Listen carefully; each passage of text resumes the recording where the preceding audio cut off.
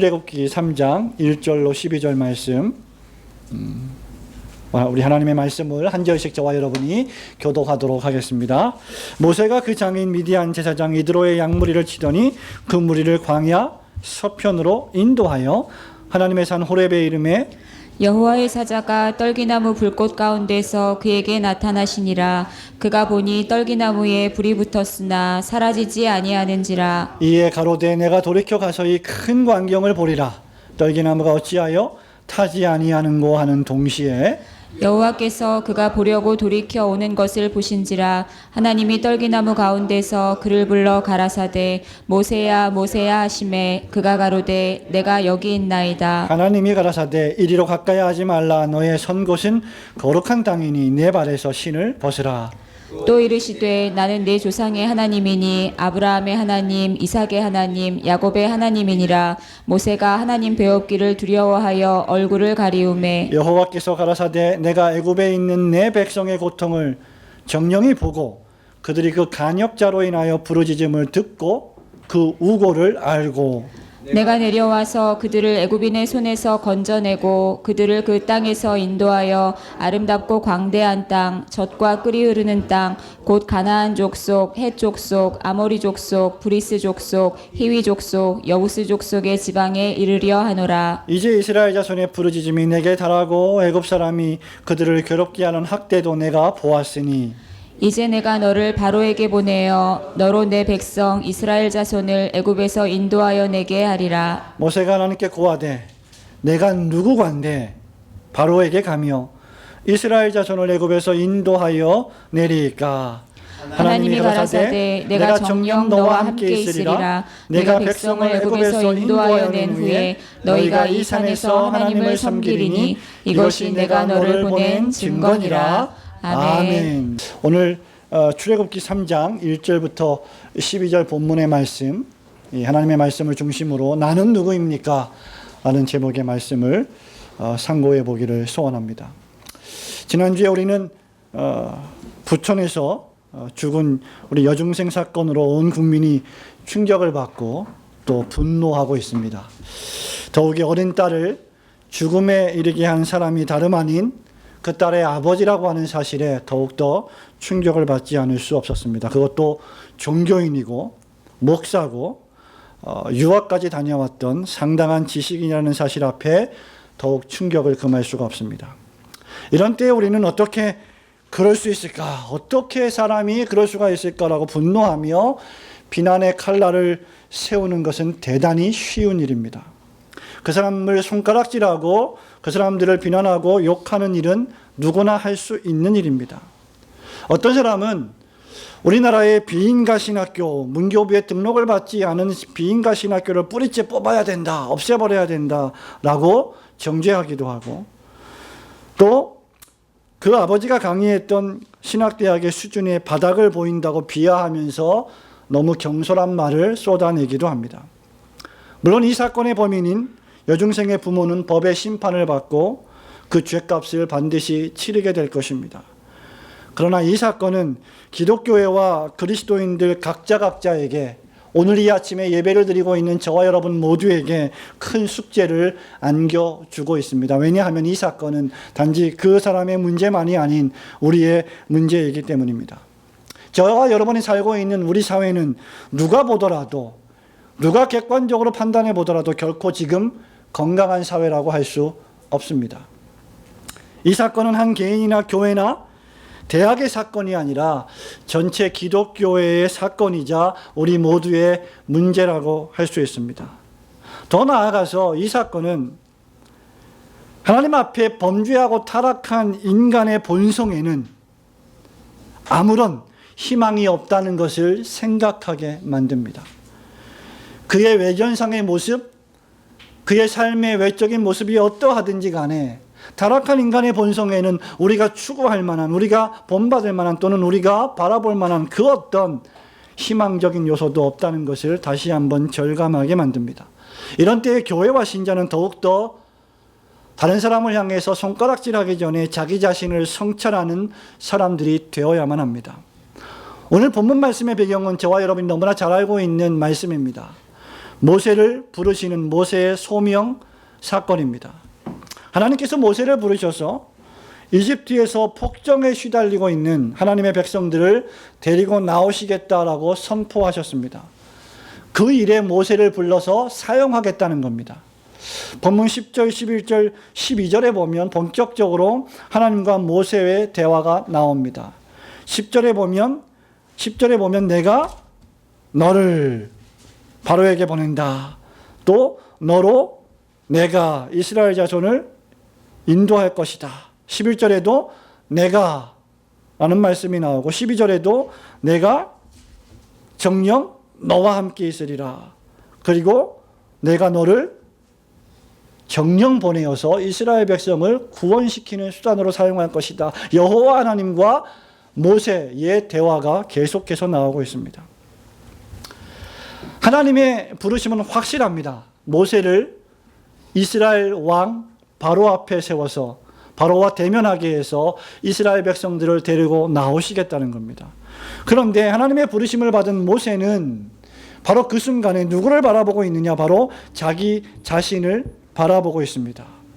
특별히 10절, 11절, 12절 말씀 중간에 보면 11절에 모세가 하나님께 고하되 내가 누구간데 바로에게 가며 또 내가 누구이긴데 내가 누구간데 이스라엘 자손을 애굽에서 인도해야 내겠습니까? 라고 반문합니다. 다시 말하면 하나님, 나 같은 사람이 어떤 사람인데 나에게 그러한 일을 맡기시는 것입니까? 라고 묻는 것입니다. 오늘 아침에 저는 내가 누구간데 라고 하는 모세의 말을 생각해 보기를 원합니다. 오늘날의 말로 풀어서 표현하자고 하면 도대체 내가 누구입니까? 나는 누구입니까? 나는 어떤 사람입니까? 라고 하는 자기 성찰의 말입니다. 여기 내가 누구간데라고 하는 이 말은 내가 어떤 존재인데, 내가 어떤 인간인데 라고 하는 모세의 자기 인생의 해석입니다. 우리 그리스도인들이 가장 추구해야 될 태도 가운데 하나가 바로 이것이라고 저는 생각합니다. 세 가지를 우리는 묵상해 보기를 원합니다. 첫 번째, 나는 누구입니까? 나는 하나님 앞에서 철저하게 겸손해야 할 무능력한 죄인입니다. 라고 하는 사실입니다. 11절 말씀을 같이 읽도록 하겠습니다. 11절 모세가 시작. 모세가 하나님께 고하되 내가 누구간데 바로에게 가며 이스라엘 자손을 애굽에서 인도하여 내리이까. 여러분, 하나님은 모세를 부르시겠다고 했습니다. 그리고 보내시겠다고 했습니다. 그리고 바로 앞에 세우겠다고 했습니다. 이스라엘 백성을 데려오시겠다고 했습니다. 그런데 그러한 여호와 하나님의 명령 앞에 이 모세의 대답은 무엇입니까? 하나님, 내가 누구간데, 내가 누군데, 내가 어떤 사람인데 바로 앞에 서고 내가 어떤 사람인데 이스라엘 백성을 영도하겠습니까? 여러분, 이 말씀을 보면 자신만만한 대답이 아닙니다. 그죠? 순종하는 대답이 결코 아닙니다. 이것은 소심해도 너무나 소심한 모세의 대답입니다. 왜냐하면 모세는 지금 철저한 자기의 현실을 보았기 때문입니다. 모세가 어떤 사람이었습니까? 한때 온 세계를 호령하던 이집트 왕 바로의 아들이었습니다. 다른 말로 하면 이집트의 왕자였습니다. 이집트의 제2 실권자였습니다. 그런데 지금 모세는 처참한 자신의 실상을 보고 있습니다. 그는 지금 피난 신세를 지고 있는 것이 아닙니까? 이집트의 왕자였던 모세가 자기 자신이 히브리인이라고 하는 사실을 깨닫고 히브리인들, 하나님의 백성들을 핍박하고 있는 이집트인 몇 명을 죽이고 도망쳐 나온 살인자였습니다. 도망자였습니다. 그리고 지금 미디안 땅에 와서 또다시 난민 생활을 하고 있는 정말 어떻게 보면 인생의 바닥에서 살고 있는 사람이 아닐 수가 없습니다. 그런데 하나님은 그런 모세를 부르셔서 이스라엘 백성을 이끌어내시겠다고 말씀하고 계십니다.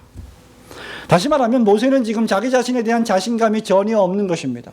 과거에는 젊었을 때는, 이집트의 왕자였을 때는 호기를 부리고 뭔가 할 수 있겠다고 우월감을 가지고 생각할 수 있었겠지만 지금은 전혀 그럴 형편이 못 되는 것입니다.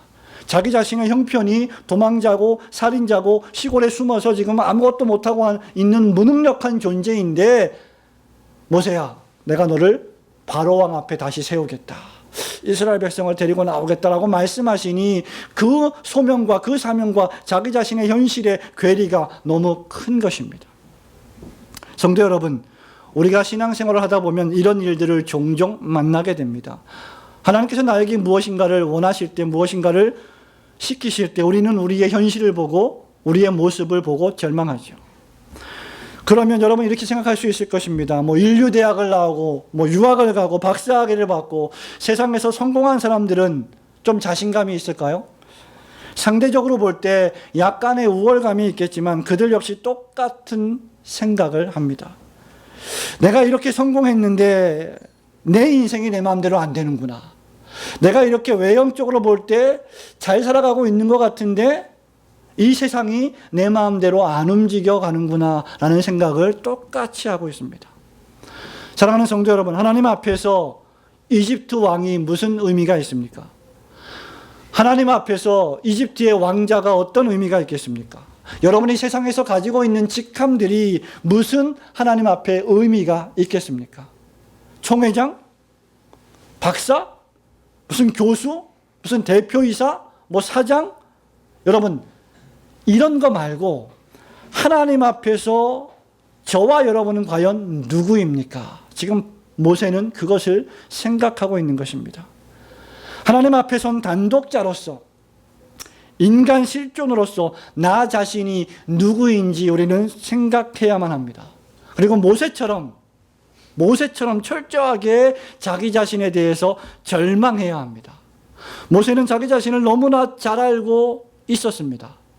그래서 하나님이 모세를 부르셨을 때 11절에 보니까 하나님, 내가 누구간데 도대체, 두 가지 고백을 합니다. 내가 누구간데 바로 앞에 서겠습니까? 두 번째는 내가 누구간데 이스라엘을 애굽에서 인도하여 내겠습니까? 내 신분이 지금 바로왕과 견줄만한 신분이 못 됩니다. 내 능력이 지금 완전히 바닥입니다. 누가 내 말을 믿고 누가 내 말을 듣고 따라오겠습니까? 사랑하는 성도 여러분, 오늘날 교회가 뭔데, 목사가 뭔데, 오늘날 교회가 어떤 능력을 가지고 있는데, 정말 아무런 능력이 없고 세상에서 비난을 당하고 고통을 당하고 있는 시대를 우리가 살고 있습니다. 이게 우리의 현실입니다.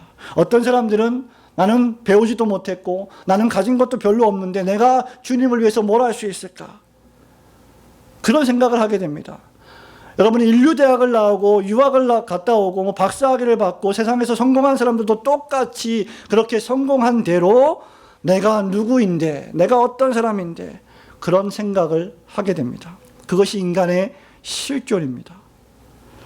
성도 여러분, 우리는 모세처럼 자기 자신에 대해서 철저하게 절망해야 될 필요가 있습니다. 하나님 앞에서, 창조주 앞에서 자신의 신분을 확인할 필요가 있습니다. 그러나 여기서 우리가 중요하게 생각해야 할 것은 그러한 상태를 결코 비관해서는 안 된다는 것입니다. 우리가 하나님 앞에서 절망해야 하는 것은 반드시 필요한 일입니다. 그러나 우리는 절망하되, 우리의 현실을 보고 절망하고, 나 자신의 모습을 보고 절망하고, 나 자신의 무능력을 보고 절망하되 그 절망에 머물러서는 결코 안 됩니다.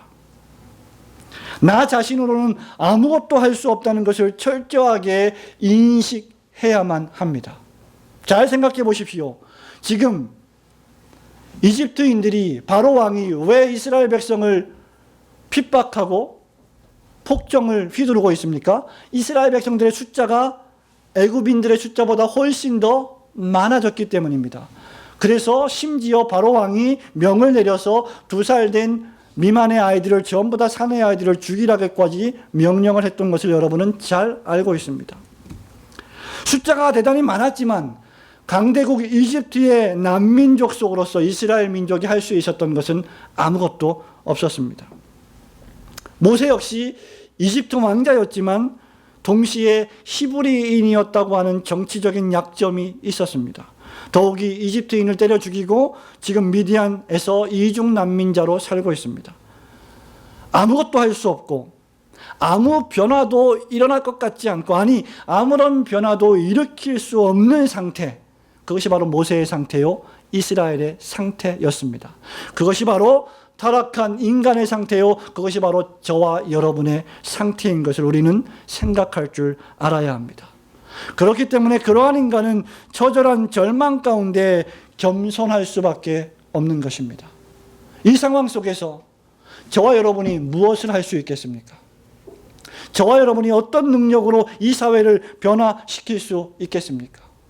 저와 여러분 개인이 도대체 어떤 인품으로, 어떤 능력으로 사회의 모범이 되며 선한 일의 본이 될 수가 있겠습니까?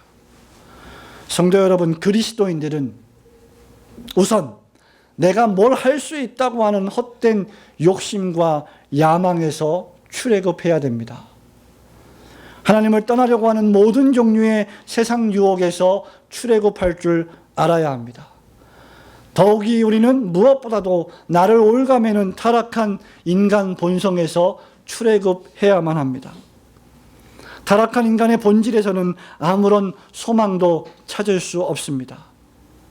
설교를 좀 오래 하고 교회 목회를 좀 오래 하셨던 분들은 이구동성으로 하는 말이 있습니다. 목회는 내가 하는 게 아니다. 목회는 내 마음대로 되는 게 아니다. 목회는 하나님이 하시는 거다. 교회는 내가 아니라 하나님이 움직이시는 거다. 하나님이 끌고 가시는 거다. 여러분, 상당 부분 진리입니다. 여러분의 가정생활도 마찬가지 아닙니까? 그렇기 때문에 우리에게 필요한 것은 언제든지 겸손인 것입니다. 오늘날 모든 그리스도인이 겸손하지 않으면 안 됩니다. 철저하게 하나님 앞에서 자기 자신을 솔직하게 드러내 놓아야 합니다. 하나님, 제가 가겠습니다.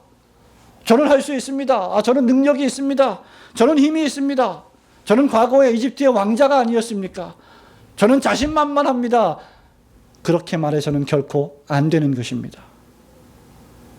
하나님은 교만한 자를 물리치시고 외식하는 자를 저주하십니다. 하나님은 겸손히 행하는 자를 좋아하십니다. 사랑하십니다. 하나님 앞에서 자기 자신이 피조물이며 죄인임을 철저히 인식하여 매사에 겸손히 자신을 성찰하시는 성도들이 되시기를 주님의 이름으로 축원합니다. 두 번째는 이것입니다. 나는 누구입니까? 나는 오직 하나님만 바라보아야 할 믿음의 사람입니다. 12절 말씀을 함께 읽도록 하겠습니다. 12절 시작. 하나님이 가라사대 내가 정녕 너와 함께 있으리라. 내가 백성을 애굽에서 인도하여 낸 후에 너희가 이 산에서 하나님을 섬기리니 이것이 내가 너를 보낸 증거니라. 아멘. 여러분, 12절 말씀은 대단히 중요한 말씀입니다. 우리 각자가 나 자신에 대해서 잘 아는 것은 대단히 중요합니다. 모세처럼 자기 자신의 현실, 주제 파악을 잘하는 것은 정말 중요합니다. 주제 넘게 무엇인가를 할 수 있겠다고 교만하게 행하는 것은 바람직하지 않습니다. 하나님 앞에서 내가 죄인이다. 나를 창조하신 창조주 앞에서 나는 피조물에 불과하다. 나는 그릇에 불과하다. 토기장이신 하나님이 지으신 토기에 불과하다라고 하는 피조물에 대한 인식을 하는 것은 대단히 중요합니다. 그리고 내가 할 수 있는 것은 아무것도 없다. 나의 능력은 정말로 하찮은 것이구나 라고 자기 상태에 대해서 처절하게 절망하는 건 역시 필요한 일입니다. 그러나 거기까지는 괜찮지만 거기에 계속 머물러 있는 것은 절대로 하나님이 원하시는 것이 아닙니다.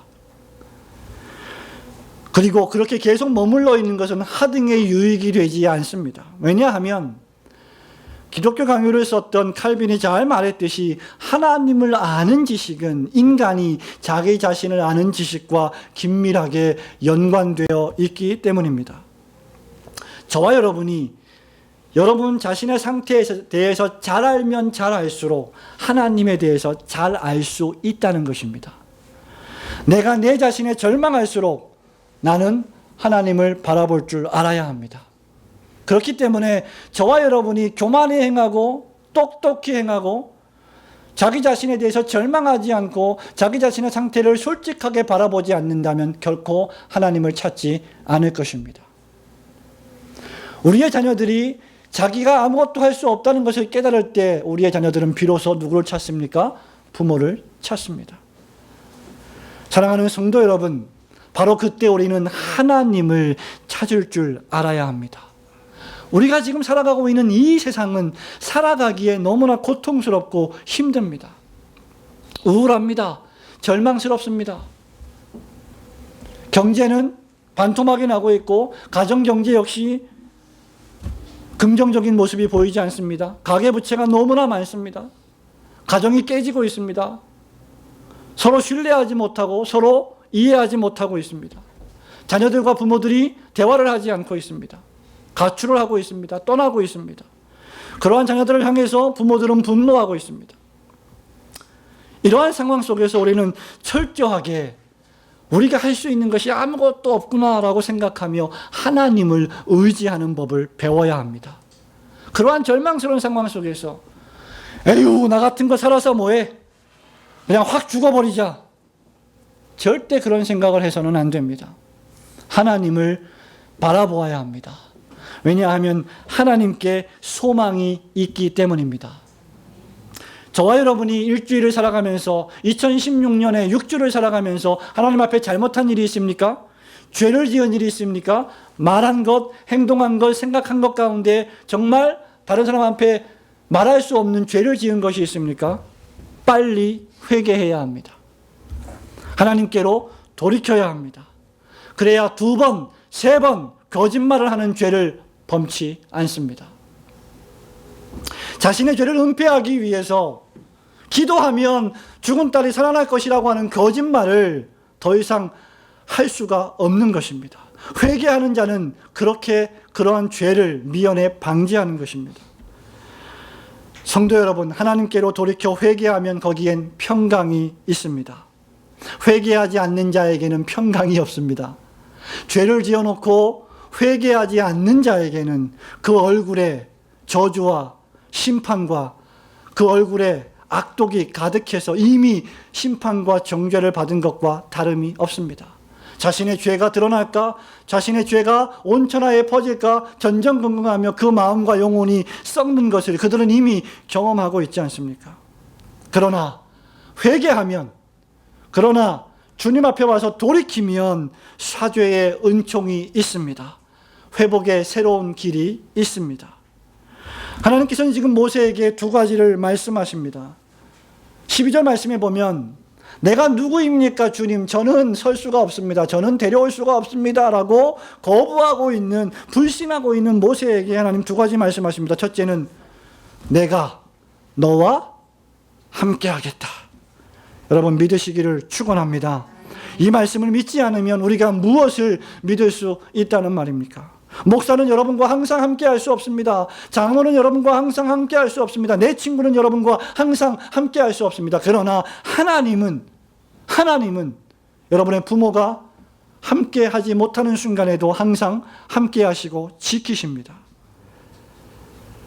모세의 첫 번째 대답이 무엇이었습니까? 내가 누구간데 바로 앞에 서겠습니까? 그죠? 맞습니다. 모세는 살인자입니다. 도망자입니다. 죄인이었습니다. 우리도 그와 같습니다. 우리도 하루에 몇 번씩 거짓말합니다. 사랑하는 우리의 주일학교 친구 여러분, 자녀된 여러분, 여러분이 여러분의 부모에게, 여러분의 어머님과 아버님에게 얼마나 수시로 의도적으로 또는 의도치 않게 거짓말을 하고 있습니까? 어른들도 마찬가지 아닙니까? 우리는 분노합니다. 우리는 살인합니다. 우리는 탐심을 부립니다.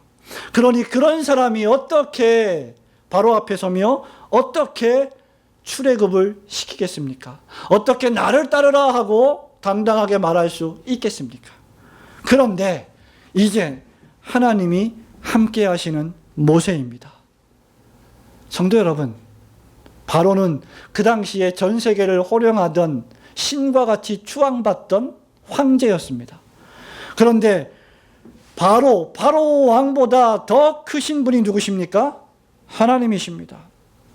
바로보다 크신 하나님이 여러분의 든든한 후원자가 되시는 것입니다. 모세 뒤에 하나님이 계시는 것입니다. 내가 누구입니까? 라고 말하는 모세에게 야, 나는 스스로 있는 자다. 내가 네 뒤에 있다. 라고 하나님이 말씀하십니다. 아무런 소망 없는 나 같은 것에 하나님이 함께 하시면 상황이 달라집니다. 아무리 볼품없는 어린아이라 할지라도 하나님이 함께 하시는 어린아이는 강한 어린아이입니다.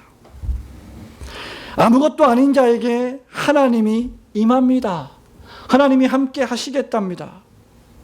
처절하게 절망하고 실망하고 낙심하고 무가치하게 자기 자신을 난도질하고 있는 모세에게 하나님은 계속 말씀하십니다. 내가 너와 함께 하겠다. 여러분, 사단은요 우리에게 계속 속삭입니다. 야, 뭐하러 예배해? 1년에 52주가 있는데 한 주 정도 빠져서 친구들과 함께 즐기고 놀고 먹고 마시고 술 마시고 담배 피고 노래하고 얼마나 좋아. 계속 속삭입니다. 너 같은 게 뭘 할 수 있냐? 야, 네가 신자야? 네 꼴을 봐라. 네 자식 새끼들을 봐라. 야, 네 상황을 좀 봐라. 너는 사회의 루저야. 여러분, 하나님 우리에게 말씀하십니다. 내가 너와 함께하리라. 이사야 선지자가 이사야서 41장 10절에 우리에게 뭐라고 말씀하십니까? 두려워 말라. 내가 너와 함께 함이니라. 놀라지 말라. 나는 내 하나님이 됨이니라. 내가 너를 굳세게 하리라. 참으로 너를 도와주리라. 참으로 나의 의로운 오른손으로 너를 붙들리라. 믿으시기를 축원합니다. 여러분, 이런 일은 그러나 철저하게 자기 자신에게 절망한 신자들에게 주어지는 은혜입니다. 교만한 자에게는 이런 은혜가 임하지 않습니다. 잠언 3장 34절에 보면 진실로 하나님은 거만한 자를 비웃으시며 겸손한 자에게 은혜를 베푸신다라고 말씀했습니다. 두 번째 하나님이 말씀하시는 말씀이 무엇입니까? 모세야, 너는 이스라엘 백성을 애굽에서 인도하여 낼 주역이 될 것이다. 모세와 함께 하시는 하나님은 앞으로 벌어질 일을 현재 완료로 말씀하시는 분이십니다. 12절 말씀을 잘 보십시오. 내가 너와 정령 함께 있으리라. 내가 백성을 애굽에서 인도하여 낸 후에 너희가 이 산에서 나를 섬길 것이다. 여기 너가 이스라엘 백성을 애굽에서 인도하여 낸 후에 이 말은 현재 완료로 쓰였습니다. You have brought people of Israel.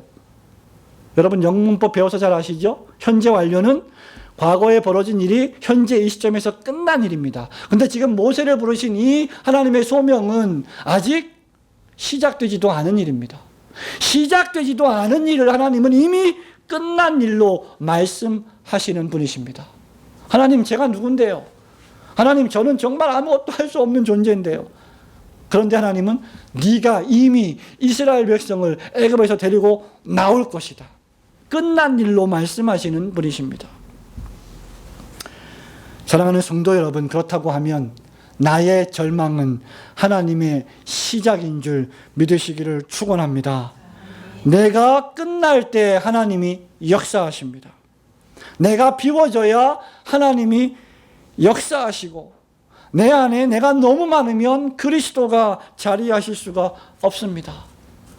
단순하게 사십시오. 너무 많이 걱정하지 마십시오. 너무 많이 여러분 속에 여러분 생각을 집어넣지 마십시오. 내가 나의 끝이 무엇인지를 깨달을 때 예수님이 시작하십니다. 내가 깨어진 그 자리에서 다시 시작하여 우리는 하나님께로 가야만 합니다. 맥체인 성경 읽기표를 따라서 성경을 읽는 것을 실패했습니까? 다시 시작하면 됩니다.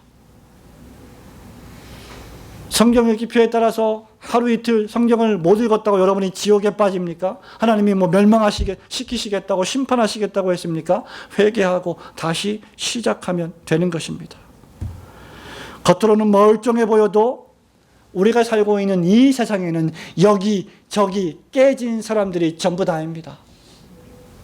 목사로부터 시작해서 모든 그리스도인들 가정 속에 깨지지 않은 모습은 하나도 없습니다. 온전한 사람은 아무도 없습니다. 의인은 없나니 단 한 명도 없습니다. 그렇기 때문에 오직 하나님만 바라보는 믿음을 발휘해야만 합니다. 바울의 말을 기억하십니까? 고린도후서 12장 9절과 10절에서 바울이 말합니다. 내게 이르시기를 내 은혜가 너에게 족하도다.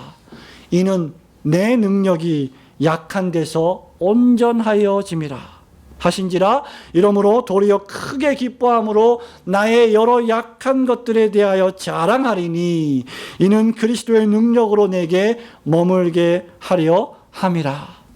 그러므로 내가 그리스도를 위하여 약한 것들과 능력과 궁핍과 핍박과 곤란을 기뻐하노니 이는 내가 약할 그때에 곧 강함이니라.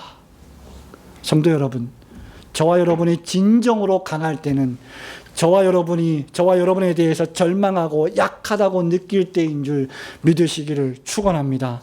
기억하십시오. 여러분은 하나님이 함께 하시는 하나님의 자녀들입니다. 어떠한 어려운 일이 있더라도, 어떠한 핍박이 있더라도, 상황이 얼마나 힘들고 고통스럽더라도 하나님이 함께 해 주시겠다는 약속의 말씀을 굳게 믿고 믿음으로 이 어려운 시대를 하루하루 살아내시는 성도들이 되시기를 주님의 이름으로 축원합니다. 마지막으로 나는 누구입니까? 나는 내 마음에서부터 시작되어 하나님의 명령을 순종해야 할 출애굽의 사람입니다. 12절 말씀을 다시 한번 읽겠습니다. 시작. 하나님이 가라사대 내가 정녕 너와 함께 있으리라. 내가 백성을 애굽에서 인도하여 낸 후에 너희가 이 산에서 하나님을 섬기리니 이것이 내가 너를 보낸 증거니라. 아멘. 자기 자신에 대해 절망하고 하나님을 온전히 바라보는 사람은 또한 믿음으로 하나님의 말씀에 순종하는 삶을 살아갑니다. 12절 말씀은 저와 여러분이 굳게 믿어야 할 하나님의 약속입니다. 여러분의 집에 대문에 붙여놓고 늘 생각해야 될 말씀입니다. 여러분의 책상에 붙여놓고 늘 공부해야 될 말씀입니다. 계속해서 불신하고 자기 자신의 절망하는 모세를 향해서 하나님은 사랑으로 인내하십니다. 모세를 달래십니다. 모세를 설득하십니다. 모세에게 계속해서 확신을 주십니다. 아론을 붙여주십니다. 14절에 보니까 모세야, 나는 스스로 있는 자야. 나는 나 외에 창조자가 없어. 6절, 15절, 16절에 하나님이 모세에게 하나님에 대하여 뭐라고 말합니까? 나는 아브라함과 이삭과 야곱의 하나님, 너의 조상의 하나님이다. 계속해서 언약의 하나님, 약속하신 하나님, 그것을 반드시 이루시는 하나님을 설명하고 있습니다. 그렇다고 하면 모세는 그 하나님의 약속을 믿고 명령에 순종해야 할 자입니다. 하나님은 모세를 통하여 하나님의 백성을 애굽에서 데리고 나오실 것입니다. 모세는 이 일에 쓰임을 받게 될 것입니다. 사랑하는 성도 여러분, 여러분은 하나님으로부터 어떤 쓰임을 받기를 원하십니까? 거룩한 구원과 구속의 드라마에서 모세는 하나님 백성을 출애굽시키는 역사적인 인물이 되었습니다. 하나님께서는 우리 올고든 교회의 어린 아이로부터 장년에 이르기까지 각자에게 뜻이 있고 목적이 있습니다. 사명이 있다는 말입니다. 하나님께서 오늘날 교회를 통하여 주도해 가시는 구속 역사의 드라마에서 하나님께서 내게 맡기시는 배역이 있다는 것을 우리는 생각할 줄 알아야 합니다. 아무 생각 없이 그저 일주일에 한 번 교회에 나와서 예배드리고 아무 생각 없이 일주일을 살아가는 자가 아니라 일주일 내내 하나님이 나에게 맡기시는 배역이 무엇인지를 생각하고 그 일에 충실하는 삶을 살아가는 그리스도인들이 되어야 합니다. 하나님이 모세를 통해 이스라엘 백성을 출애굽시키시려는 목적이 무엇입니까? 12절에 보면 네가 이스라엘 백성을 애굽에서 인도하여 낸 후에 이 산에서 나를 섬기게 될 것이다.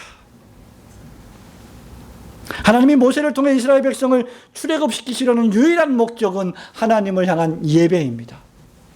하나님을 섬기는 것입니다. 과거에는 어쩔 수 없이 애굽 제국을 위해 살았지만, 과거에는 어쩔 수 없이 타락한 이 세상 바벨론의 가치를 따르며 살았지만, 과거에는 어쩔 수 없이 하나님을 알지 못할 때는 어쩔 수 없이 세상 욕심을 위하여 살았지만, 이제 출애굽한 다음에는 정말로 하나님을 경외하는 사람입니다. 하나님을 경배하는 사람입니다. 이것이 출애굽한 사람들의 삶의 목적이 되어야 합니다. 이것이 홍해를 건넌 사람들의 목적이 되어야 합니다. 신학적으로 말하면 유혹의 욕심을 따라 썩어져가는 옛사람에서 출애굽해야 합니다. 옛사람을 벗어버리고 새사람의 옷을 입었습니다. 의의 옷을 입었습니다. 그리스도의 옷입니다. 그렇다고 하면 그 예복에 합당한 삶을 살아야 합니다. 하나님은 지금도 모세와 같은 사람을 통해 하나님의 백성을 출애굽시키십니다. 저와 여러분은 21세기의 모세인 셈입니다. 내 모습으로는, 현재 교회의 상태로는, 내 능력으로는 도무지 그 일을 감당하지 못할 만큼 나는 죄인이고 부족하고 연약합니다. 네, 압니다. 나에게는 능력도 없습니다. 재원도 별로 없습니다. 사람도 별로 많지 않습니다. 그러나 모세를 보십시오. 모세에게 누가 있었습니까? 아무도 없었습니다. 모세보다 우리가 형편이 낫지 않습니까? 여러분은 살인자가 아니지 않습니까? 여러분 직접 사람을 죽이지 않았지 않았습니까? 하나님이 함께 하시면 가능합니다. 성도 여러분, 우리 고등학생, 중학생 여러분, 초등학생 여러분, 여러분이 하나님이 함께 하시면 못 이룰 꿈이 없다고 저는 확신합니다. 여러분이 정말 열심히 공부하면 여러분이 원하는 서울대, 연대, 고대, 인서울 다 갈 수 있습니다. 문제는 믿음 없이 공부를 안 하는 것뿐입니다. 나는 자격이 한없이 미달되고 능력도 없지만 하나님께서 아론도 붙여주시고 여호수아도 붙여주셔서 계속해서 하나님의 위대한 구속 역사를 이루어 가시는 하나님의 열심을 볼 줄 알아야 합니다. 내가 공부하는 곳, 내가 일하는 곳은 정말 하찮은 곳이야. 내가 여기서 공부한들 무슨 의미가 있겠어? 천만의 말씀입니다. 그것은 믿음이 없는 생각입니다. 사랑하는 성도 여러분, 애굽의 사람이 되지 말고 출애굽의 사람이 되시기를 축원합니다. 옛사람을 버렸으니 의의 삶, 진리의 사람, 거룩한 사람이 되시기를 축원합니다. 사랑하는 성도 여러분, 말씀을 맺습니다. 중생받은 신자가 끊임없이 생각해야 될 것 가운데 하나가 바로 나 자신입니다. 여러분이, 제가 끊임없이 무릎을 꿇고 기도할 때 다른 기도를 올리기 전에 하나님, 나는 누구입니까? 라고 성찰하는 기도를 해야 합니다. 애굽에서 종되었던 때를 생각해 보십시오. 우리의 속담에 개구리가 올챙이 쪽을 생각하지 못한다는 말이 있습니다. 무슨 말입니까?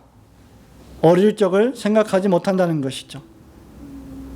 지금 성공했으니 과거에 실패했던 것을 잊어버렸다는 것이죠. 신자는 끊임없이 옛날 상태로 돌아가기 위해서 지난 시간을 돌이켜 보아서는 안 되지만, 지금 내가 처해 있는 이 상태를 감사하기 위해서 지난 시간을 돌이켜 보아야 합니다.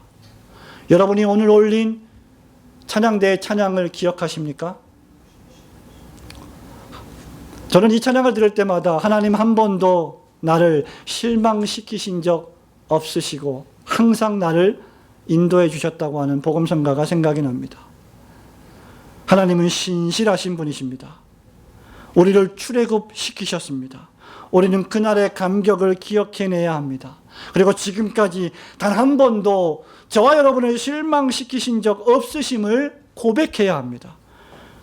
사랑하는 성도 여러분, 오늘날 하나님 앞에 나는 누구입니까? 라고 하는 자기 자신의 성찰의 질문을 던지면서 끊임없이 나는 하나님이 함께 하시는 사람, 나는 나 자신에 대해서 절망해야 할 사람, 그러나 하나님이 함께 하시기 때문에 믿음으로 하나님의 말씀을 순종하는 출애굽의 사람임을 마음에 새기시고 주님이 부르시는 그날까지 하나님이 이 땅에 세우신 지상의 천국인 교회를 섬기며 하나님의 말씀을 순종하는 사명을 감당하는 성도들이 되시기를 주님의 이름으로 축원합니다.